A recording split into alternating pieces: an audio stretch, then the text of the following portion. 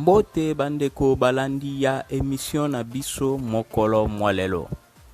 Solo mikolo nyonso tozalaka na esengo makasi ya kotalisa bino manaka na biso bayindo. Nde na mokolo ya lelo na calendrier africain tozali bongo mokolo mwa nkenge mwa tukumi bale na motoba sanza ya mibale ebandeli ya bopemi ya sambo na mobu kama yoko na tukumi sato na moko na eleko ya mvula tete.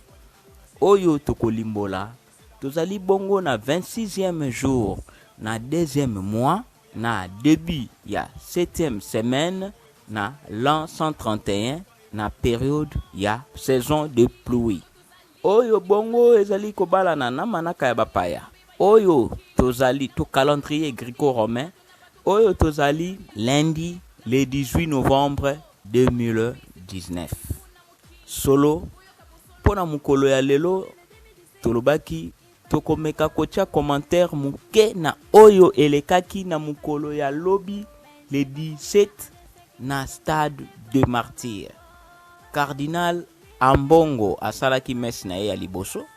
Alobi ezali journée mondiale ya ba pauvre. Nde pona pauvreté bamekaki kosimba na mateya na ye likambo ya gratuité ya enseignement.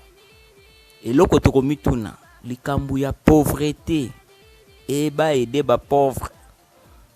Ezali eloko ya sika to ezali eloko ya kala oyo église eyebaki. En ce qui concerne l'enseignement, l'école oyo ezaka le plus cher na mboka na biso. N'est-ce pas l'école catholique? Est-ce que ça kopesa sa chance na ba parents pauvres? Batangisa bana na bango? Ezaka kamotuna bino moko bopesa biyani. Totombeli bongo mbotama elamu na baebanso babotama le 18 novembre. Pe totombeli na banson nkenge elamu nde tokutani na manaka ezali koya.